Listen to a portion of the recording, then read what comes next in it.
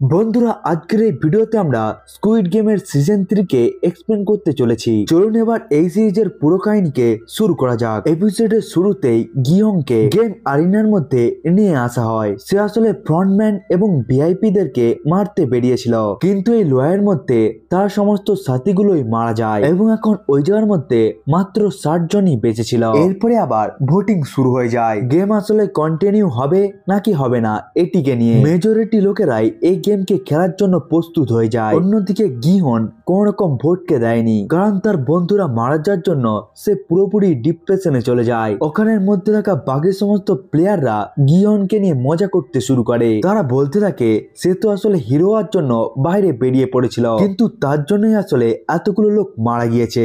এরপরে গিহুন এটিকেও জানতে পেরে যায় যে দেহ গুলিকে নিয়ে আসার জন্য এই জায়গার মধ্যে এসে গিয়েছিল, কিন্তু সে আর ফেরত যায়নি। সে ভয়ে এই জায়গার মধ্যে বসে পড়েছিল। গিহুন এই জায়গার মধ্যে মনে করতে থাকে দেহর জন্য তার সমস্ত সাথীগুলো মারা গিয়েছে, এই জন্য সে রেগে গিয়ে তার দিকে তাকিয়ে থাকে। এরপরেই ওই সমস্ত প্লেয়ারদেরকে গেমকে খেলার জন্য নিয়ে যাওয়া হয় এবং এই সমস্ত প্লেয়ারগুলোকে দুটো টিমের মধ্যে ভাগ করে দেওয়া হয় এবং এই গেমটির নাম ছিল হাইড অ্যান্ড সিক, অর্থাৎ এটি একটি লুকোচুপির গেম ছিল। ব্লু টিমের লোকেদেরকে আসলে ভুলভুলিয়া জায়গার মধ্যে লুকোতে হতো। অন্যদিকে রেড টিমের মেম্বারদের কাজ ছিল তারা যেন ব্লু টিমের মেম্বারদেরকে খুঁজে খুঁজে মেরে দেয়। ব্লু টিমকে আসলে এক একটি করে চাবি দেওয়া হয় এবং ওই চাবিকে ব্যবহার করে গেম থেকে বাইরে বেরোনো যেত। অন্যদিকে রেড টিমের মেম্বারদেরকে এক একটি করে ছুরি দেওয়া হয়, যাতে তারা ওই ছুরির সাহায্যে ব্লু টিমের মেম্বারদেরকে মারতে পারে। রেড টিমের মেম্বারদেরকে এই গেমকে পাস করার জন্য কমপক্ষে একজন ব্লু টিমের মেম্বারকে মারতে হতো এবং ব্লু টিমকে এই গেম থেকে বাঁচার জন্য এই গেমের এক্সিট ডোরকে খুঁজতে হতো। মিউনগি জুনির সাথে এবং ইয়ংসিং নিজের মায়ের সাথে নিজেদের টিমকেই পরিবর্তন করে নেয়, কারণ তারা দুজনেই কাউকে মারতে পারবে না। অন্যদিকে গিয়ন একটি রেড টিমের মেম্বার ছিল এবং সে পুরোপুরি ভাবে ডিওর দিকে তাকিয়েই ছিল। এই জন্য ডিও রেগে গিয়ে তার কাছে পৌঁছে যায় এবং সে তাকে বলতে থাকে তোমার প্ল্যান আসলে খুবই খারাপ ছিল। সে বলতে থাকে আমরা যদি গেম আরিনার মধ্যেই থেকে ও টিমের প্রত্যেকটি মেম্বারকে মেরে দিতাম, তাহলে তাদের টিমের প্রত্যেকটি মেম্বারই পরের দিনের ভোটিং কে জিতে যেত এবং তারা আসলে খুব শান্তিতেই নিজেদের ঘরে চলে যেতে পারত। কিন্তু গিয়ন তো ক্রান্তিকে নিয়ে আসতে চলেছিল এবং যতগুলো মানুষ মারা গিয়েছিল তাদের জন্য দায়ী হলো গিয়ন হং। এই জন্যই তুমি আমার দিকে তাকানো বন্ধ করো। কিন্তু গিয়নের মাথার মধ্যে এই সমস্ত কথাগুলো যাচ্ছিল না, এই জন্যই সে ডিওকে মারতে চেয়েছিল। এরপরেই হাইড অ্যান্ড সিক গেমটি শুরু হয়ে যায় এবং ব্লু টিমের প্রত্যেকটি মেম্বারই গেম আরিনার মধ্যে লুকিয়ে যেতে শুরু করে। অন্যদিকে নামগু মিউনগি এর সাথে টিমকে বানিয়ে নেয়, কারণ দুজনে মিলে কোনো একটি প্লেয়ারকে মারা খুবই একটি সহজ কাজ হবে।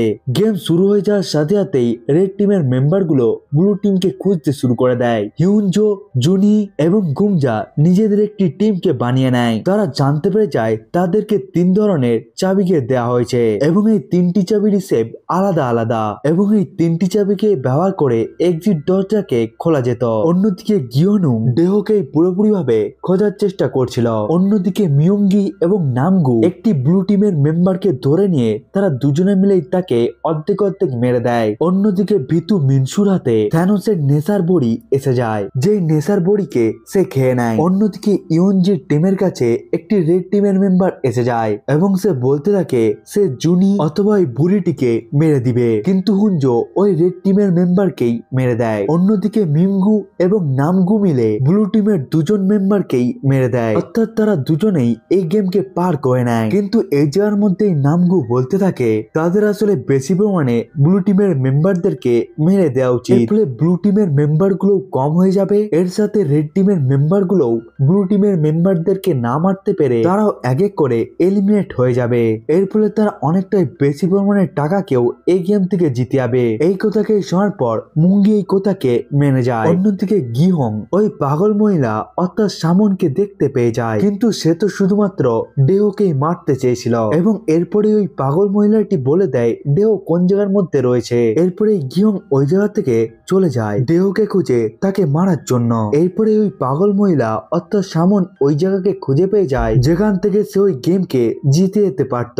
কিন্তু ওই গেম থেকে বাইরে বেরোনোর জন্য 3 ধরনের চাবির দরকার ছিল এবং তার কাছে শুধুমাত্র একটি চাবি ছিল। তার কাছে আসলে গোল চাবিটি ছিল। এই জন্য সে ত্রিভুজ এবং চতুর্ভুজ চাবিকে খোঁজার জন্য বেরিয়ে পড়ে। এই জায়গার মধ্যে সে জংডের সাথে দেখা করে এবং সে তাকেও এই গেম থেকে বাইরে বেরোনোর জন্য এক্সিট ডোরের কথাকে বলে দেয় এবং তার কাছে আসলে দুটো চাবি ছিল। অন্যদিকে আমরা দেখতে পাই জুনির বাচ্চা দেওয়ার সময় এসে যায় এবং সে একটি রুমের মধ্যে নিজের বাচ্চাকে জন্ম দিয়ে দেয়। কিন্তু তখনই ওই জায়গার মধ্যে একটি রেড টিমের মেম্বার তাদের দিকে অ্যাটাক করার জন্য এসে যায় এবং হুঞ্জো ওই রেড টিমের মেম্বারকেও মেরে দেয় এবং এই সময়ের মধ্যেই সে এক্সিট ডোরকেও খুঁজে পেয়ে যায় এবং তার কাছে আগে থেকেই এক্সিট ডোরের 3টি চাবি আগে থেকেই ছিল।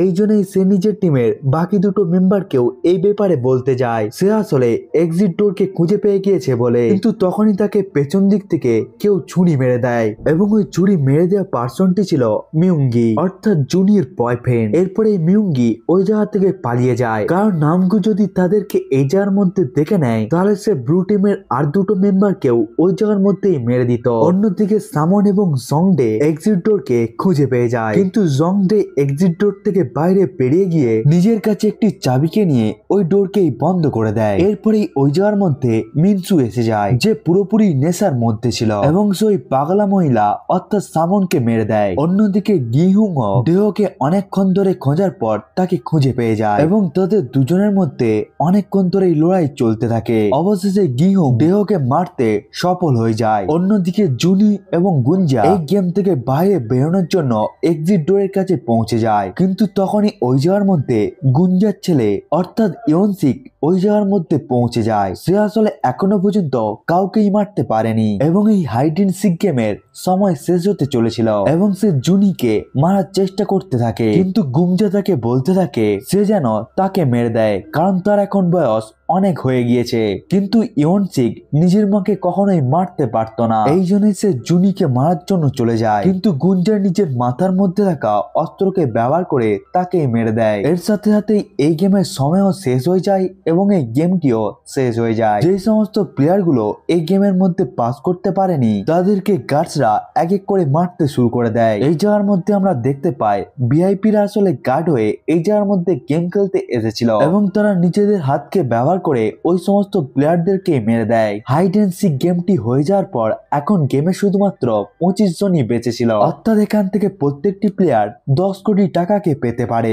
এরপরে আবার পরবর্তী গেমের জন্য ভোটিং শুরু হয়ে যায়। এরপরে আবার বেশিরভাগ প্লেয়াররা ওই গেমকে কন্টিনিউ করার জন্য ভোট দিয়ে দেয়। গুঞ্জা আসলে এই জায়গার মধ্যে সবার কাছে ভিক্ষা চাইতে শুরু করে যাতে তারা ওই ছোট বাচ্চাটির জন্য এই গেমকে শেষ করে দেয় কিন্তু কেউই আসলে তার কোন রকম কথাকেই শোনেনি। এর ফলে রাতের বেলা গুঞ্জা গিহু এর কাছে পৌঁছে যায় এবং সে তাকে বলতে থাকে সে যেন ডিপ্রেশন থেকে বাইরে বেরিয়ে আসে এবং সে যেন পুরোপুরি ভাবেই জিঙ্গোর বাচ্চার খেয়াল রাখে। এর পরের দিন সকালবেলা প্রত্যেকটি প্লেয়ারই দেখতে পেয়ে যায় যে গুঞ্জা নিজের গলার মধ্যে দড়ি দিয়েই আত্মহত্যা করে নেয়। এরপরে প্রত্যেকটি প্লেয়ারকে পরবর্তী গেমের জন্য নিয়ে যাওয়া হয়। এই সময়ের মধ্যে গিয়ং জুনিকে বলতে থাকে তোমার বাচ্চাকে আমাকে দিয়ে দাও কারণ জুনির পায়ের মধ্যে মোচড় লেগে গিয়েছিল। এর পরবর্তী গেম ছিল দড়ির মধ্যে লাফ দেওয়া। সমস্ত ভিআইপিরাই আসলে এই গেমকে দূর থেকে গ্লাসের সাহায্যে দেখছিল এবং ভিআইপিরা এই গেমকে মজাদার বানানোর জন্য ওই বাচ্চাটিকেও এই গেমের মধ্যে নিয়ে নেয় অর্থাৎ ওই বাচ্চাটিকেও এই গেমকে পাস করতে হতো এবং এই গেমকে পার করার জন্য প্রত্যেকটি প্লেয়ারকেই এই দড়ির সাহায্যে লাফিয়ে লাফিয়ে এই পার থেকে ওই পারে চলে যেতে হতো কিন্তু ওখানের মধ্যে থাকা দড়িটি বারবার ঘুরতে থাকবে এবং নিচে খুবই বড় একটি গভীর গর্ত ছিল। এই জায়গার মধ্যে জুনিকে বলা হয় তার বাচ্চাকেও এই পার থেকে অন্য পারে নিয়ে যেতে হবে এবং তার বাচ্চা যদি এই পারের মধ্যে রয়ে যায় তাহলে তাকে মেরে দেওয়া হবে। অনেকটা সময় ধরে কেউই আসলে এই গেমকে পার করছিল না।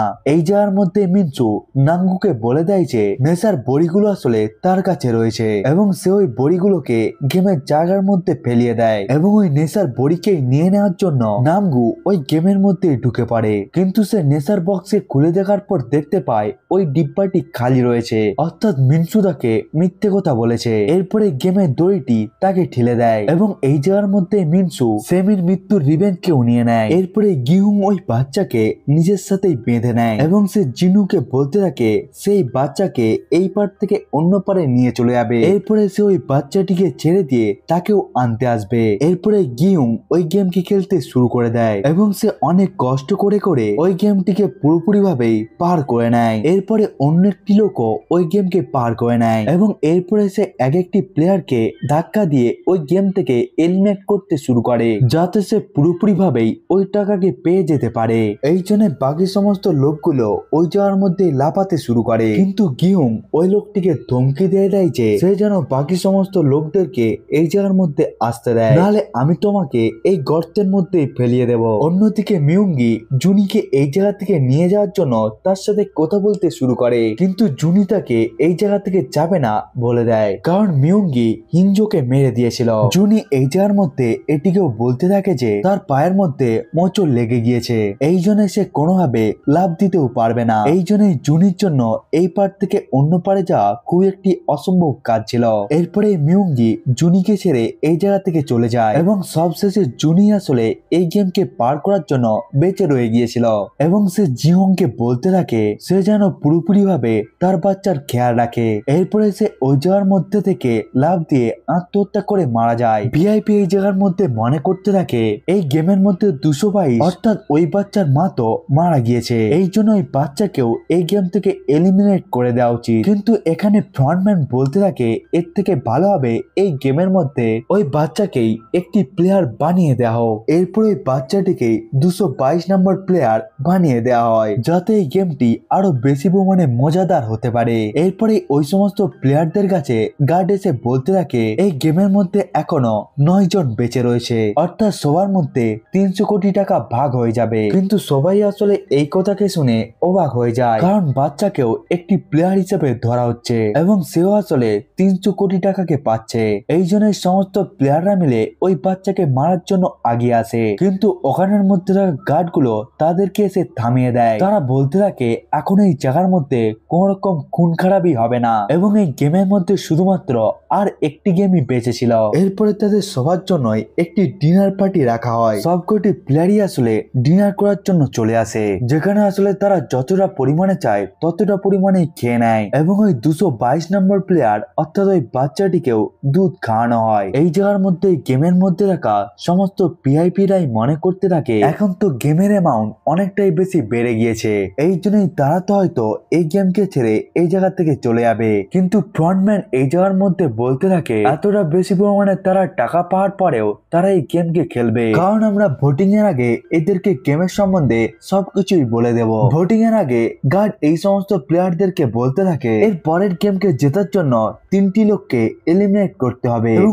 ওই 3টি প্লেয়ার আসলে কি হবে সেটিকেও আপনারা নিজেদের মতের সাহায্যে নির্বাচন করতে পারেন। এই কথাকে শোনার পর চন্ডের গ্রুপের লোকেরা খুবই খুশি হয়ে যায়, তারা মনে করতে থাকে এই গেমটি তো আসলে খুবই সহজ হবে। এরপরে ভোটিং হয়ে যায় যেখানে মেজরিটি প্লেয়াররা এই গেমকে খেলার জন্য ডিসিশনকে নিয়ে নেয়। এরপরে সমস্ত প্লেয়াররা রাতের মধ্যে ডিসকাশন করে নেয় যে তারা এই শেষ গেমের মধ্যে গিহুন ওই ছোট বাচ্চা এবং ওই পাগল মিনচুকেই তারা মেরে দিবে, যার ফলে তারা খুব সহজেই পরবর্তী গেমকে জিতিয়ে যেতে পারবে। এরপরে তারা সবাই মিলে বাকি সমস্ত টাকাকে নিয়ে ঘরে চলে যাবে এবং তারা এই প্ল্যানকে ব্যবহার করার জন্য একে অপরের সাথে হাতকে মিলিয়ে নেয়। কিন্তু এরপরে রাতের বেলা ফ্রন্টম্যান গিহুনকে নিজের কাছে ডেকে নেয়। ফ্রন্টম্যান গিহুনকে ছুরি দিয়ে বলতে থাকে তুমি এই ছুরিকে ব্যবহার করে ওই সমস্ত প্লেয়ার গুলোকে রাতের বেলায় মেরে দিতে পারো, না হলে কালকে ওই সমস্ত প্লেয়ার গুলো তোমাকে এবং ওই বাচ্চাকে কখনোই ছাড়বে না। এরপরে ফ্রন্টম্যান গিহুনের সামনে নিজের ফেসকেও রিভিল করে দেয়, যেটিকে দেখার পর গিহুন খুবই বেশি রেগে যায়। আসলে নাম্বার 1 প্লেয়ারই ফ্রন্টম্যান ছিল। সে গিউনকে বলতে থাকে লোকেরা আসলে খুবই খারাপ হয়, এই জন্যই লোকেদের উপর ভরসা করা উচিত নয়, এই জন্যই তুমি রাতের অন্ধকারে ওই সমস্ত প্লেয়ারদেরকে মেরে দাও। এই সময়ের মধ্যে আমরা দেখতে পাই ফ্রন্টম্যানও আসলে এই গেমের মধ্যে অংশ নিয়েছিল একজন প্লেয়ার হিসাবে, এবং এই গেমের চেয়ারম্যান অর্থাৎ ইল তাকেও একটি ছুরি দিয়ে দিয়েছিল যাতে সে সবাইকেই পুরোপুরি ভাবে মেরে দিতে পারে। এর ফলে ফ্রন্টম্যান ওই সমস্ত প্লেয়ারদেরকেও মেরে দেয় এবং এই জন্যই সে ওই গেমকেও জিততে পেরে গিয়েছিল। কিন্তু গিওন আসলে কাউকেই মানেনি। সে এই জায়গার মধ্যে সেবিয়মের গ্রমকেও দেখতে পায় যে তাকে পুরোপুরি ভাবে মনে করিয়ে দিতে থাকে সে আসলে একটি খুবই ভালো মানুষ। এর পরের দিন পরবর্তী গেম শুরু হয়ে যায় যেখানে তাদেরকে খুব বড় একটি জায়গার মধ্যে দাঁড় করিয়ে দেওয়া হয় এবং ওই গেমটির নাম ছিল স্কাই স্কুইড গেম। তারা এই সময়ের মধ্যে চতুর্ভুজ আকৃতির একটি জায়গার মধ্যে দাঁড়িয়েছিল এবং তাদের সামনে আরো দুটো টাওয়ার ছিল এবং তাদেরকে এই জায়গা থেকে অন্য টাওয়ারে যাওয়ার জন্য কোনো একটি প্লেয়ারকে এই জায়গা থেকে ফেলিয়ে দিতে হতো এবং এমন কাজটিকেও বাকি দুটো টাওয়ারের মধ্যেও তাদেরকে করতে হতো এবং তারা যদি কাউকেও না ফেলায় তাহলে তারা সবাই মিলে এলিমিনেট হয়ে যাবে এই গেম থেকে। এবং এই গেমের রাউন্ড তখনই শুরু হবে যখন তারা এই টাওয়ারের মধ্যে থাকা একটি বাটনকে প্রেস করবে। এই গেমের মধ্যে তাদের কাছে 15 মিনিট ছিল যেখানে তারা পুরোপুরি ভাবে ডিসকাশন করতে পারতো যে তাদেরকে এই গেম থেকে কাকে এলিমিনেট করতে হবে। জন ডের গ্রুপ এই জায়গার মধ্যে বলতে থাকে আমাদের এই জায়গার মধ্যে বাচ্চাকে ফেলিয়ে দেওয়া উচিত, কারণ এই সময়ের মধ্যে তার মা তো মারা গিয়েছে, এই জন্য ওই বাচ্চাটিও যদি বেঁচে রয়ে যায় তাহলে সেই জীবনের মধ্যে কখনোই সার্ভাইভ করতে পারবে না। কিন্তু গিহুন ওই বাচ্চাকে নিজের কাছ থেকে কখনোই সরাতে চাইছিল না। এই জায়গার মধ্যেই মুঙ্গি বলতে থাকে যে প্রথম রাউন্ডের মধ্যে আমাদের আসলে মিনসুকে ফেরানো উচিত, গিহুন এবং বাচ্চার সম্বন্ধে আমরা পরবর্তী রাউন্ডের মধ্যে চিন্তা করব। এরপরে সে টাওয়ারের মধ্যে রাখা একটি পাইপকেই তুলে নেয় এবং সে ওটির সাহায্যে মিনসুকে ওই চতুর্ভুজ আকৃতির জায়গা থেকে নিচে ফেলিয়ে দেয়। এরপরে সমস্ত প্লেয়াররা পরবর্তী টাওয়ারের মধ্যে পৌঁছে যায় কিন্তু গিহুন তাদেরকে বাচ্চা দিতে রাজি ছিল না। একটি প্লেয়ার আসলে গিহুন এবং এই বাচ্চাকেই ওই টাওয়ার থেকে ফেরানোর জন্য আগে চলে আসে। এই সময়ের মধ্যে গিহুন বলতে থাকে তুমি যদি আমাকে এবং এই বাচ্চাকে ফেলিয়ে দাও তাহলে তোমরা সবাই মিলে পরবর্তী রাউন্ডকে কেমন ভাবে জিতবে, কারণ পরবর্তী রাউন্ডের মধ্যে হয়তো তোমাদের মধ্যেই কাউকেও ফেলিয়ে দেওয়া হবে। এই কথাকে শোনার পর ওই প্লেয়ারটি ওই জায়গা থেকে ভয়ে পালিয়ে চলে আসে। এরপরে অন্য একটি প্লেয়ার গিহুনের কাছ থেকে বাচ্চাকে ছাড়াতে এসে যায় কিন্তু গিহুন নিজের কাছ থেকে একটি ছুরিকে বাইরে বার করে ওই প্লেয়ারটিকে পুরোপুরি ভাবে ভয় দেখাতে থাকে। এই সময়ের মধ্যেই মুঙ্গি ওই পাইপকে ব্যবহার করে দ্বিতীয় প্লেয়ারকেই এলিমিনেট করে দেয়। এই দৃশ্যকে দেখার পর সমস্ত প্লেয়াররাই অবাক হয়ে যায়, মুঙ্গি তো আসলে আমাদের সাইডে ছিল। কিন্তু তখনই ওই জায়গার মধ্যে মুঙ্গি বলতে থাকে ওই বাচ্চাটি আসলে তার নিজের এবং সে ওই বাচ্চাকে পুরোপুরি ভাবে বাঁচাতে চায় এবং তাদের দুজনের কাছেই হাতিয়ার ছিল। এই জন্যই জন ডের গ্রুপের লোকেরা তাদেরকে দেখে ভয় পেতে শুরু করে। এরপরে জন ডেং এর গ্রুপের লোকেরা নিজেদের একটি প্লেয়ারকে খুবই খারাপ ভাবে মারতে থাকে। এখানেই তারা সবাই মিলে বলতে থাকে তাদের কোন রকম প্রবলেম নেই, কারণ তারা এই রাউন্ডের মধ্যে একটি প্লেয়ারকেই এলিমিনেট করতে চলেছে। এর ফলে তারা সবাই মিলেই এই গেমকে জিতে যাবে। কিন্তু গিহং এই জিনিসটাকে ঠিক মনে করছিল না। এই জন্য সমস্ত প্লেয়ারদের মধ্যেই লড়াই শুরু হয়ে যায় এবং সবকটি প্লেয়ার এক এক করে সবাইকে নিচে ফেলিয়ে দিতে শুরু করে। এখন ওই সমস্ত প্লেয়ারদের মধ্যে ওই প্লেয়ারটি বেঁচে ছিল যার অবস্থা খুবই খারাপ হয়ে গিয়েছিল, যাকে তারা তৃতীয় রাউন্ডের মধ্যে নিয়ে গিয়ে মারতে পেরে যেত। কিন্তু ওই প্লেয়ারটি বলতে থাকে আমি অতটাও পাগল নয়, এই জন্য সে নিজেই লাভ দিয়ে ওই গেম থেকে এলিমিনেট হয়ে যায় এবং এখন ওই গেমের মধ্যে গিহুন, মুঙ্গি এবং ওই বাচ্চাটি বেঁচে ছিল। এরপরে মুঙ্গি পরবর্তী রাউন্ডে যাওয়ার জন্য পরের টাওয়ারের মধ্যেই পৌঁছে যায়। এরপরে মুঙ্গি ওই টাওয়ার থেকে খুব তাড়াতাড়ি ওই পাইপকে বাইরে বার করে বলতে থাকে গিহং ওই বাচ্চাকে আমাকে দিয়ে দাও এবং তুমি ওই টাওয়ারের মধ্যেই থেমে যাও। অর্থাৎ মুঙ্গি ওই বাচ্চাটিকে নিচে ফেলিয়ে দিয়ে ওই গেমকে জিতে যেতে চেয়েছিল কিন্তু গিহং তাকে বলতে থাকে প্লিজ আমাকে ওই গেমের মধ্যে আসতে দাও এবং এরপরে আমি নিজেই ওই জায়গা থেকে লাভ দিয়ে দেব। কিন্তু মুঙ্গি তো আসলে তার উপরে ভরসা করতেই পারছিল না। এই জন্যই তাদের দুজনের মধ্যেই লড়াই শুরু হয়ে যায়। এরপরে তারা দুজনেই ওই গেমের মধ্যে লড়াই করতে করতে ওই টাওয়ারের মধ্যেই ঝুলে পড়ে। তারা অনেকটা সময় ধরেই ওই টাওয়ারের মধ্যেই ঝুলেছিল, কিন্তু কিছুক্ষণ পর গিহং মুঙ্গিকে নিচে ফেলিয়ে দেয়, কিন্তু সে রাউন্ড স্টার্ট করার বাটনকে ক্লিকই করেনি। অর্থাৎ এখন গিয়ং এবং এই বাচ্চাটির মধ্যে একজনকে মারা যেতে হতো। গিয়ং এই জায়গার মধ্যে ওই বাচ্চাটিকে নিচে রেখে দেয় এবং সে এই জায়গার মধ্যে সবাইকে বলতে থাকে আমরা রেসের গোড়া নয়, বরং আমরা হলাম মানুষ। এরপরে সে নিজেই ওই টাওয়ার থেকে লাফ দিয়ে দেয়। অর্থাৎ এই গেমের উইনার ছিল জুনির বাচ্চা, অর্থাৎ 222 নাম্বার প্লেয়ার। এরপরে ফ্রন্টম্যান এটিকে জানতে পেরে যায় যে তাদের আইল্যান্ডকে ডিটেকটিভ খুঁজে পেয়ে গিয়েছে এবং পুলিশ খুব কম সময়ের মধ্যে এই জায়গার মধ্যে আসতে চলেছে। এই জন্য সে সবাইকেই এই জায়গা থেকে চলে যাওয়ার জন্য বলে দেয় এবং সে টাওয়ারের মধ্যে চলে গিয়ে ওই বাচ্চাকেই তুলে নেয় এবং স্কুইড গেমের প্রত্যেকটি গাড়ি ওই দ্বীপকে খালি করে ওই জায়গা থেকে চলে যায়। এরপরে ওই আইল্যান্ডটিকে পুরোপুরি ভাবে ধ্বংস করে দেওয়া হয়।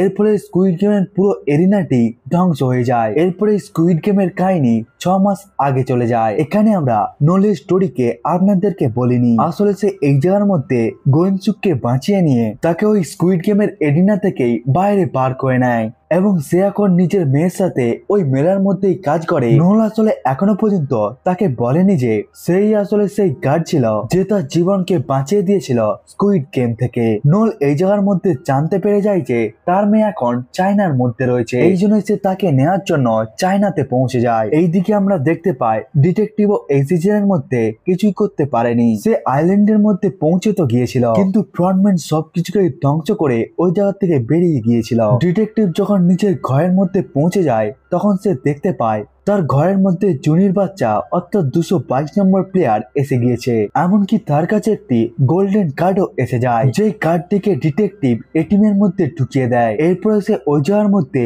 গেমের প্রো এমানকেও দেখতে পেয়ে যায়, অর্থাৎ ওই বাচ্চাটিকে এখন ডিটেকটিভ পালন করবে। অন্যদিকে হিংসু গিউং এর ওই স্টোরকে চালানোর কথা মনে করতে শুরু করে, কিন্তু ওই হোটেলের মধ্যে রাখা গিউং এর সমস্ত টাকায় কেউ চুরি করে নিয়েছিল।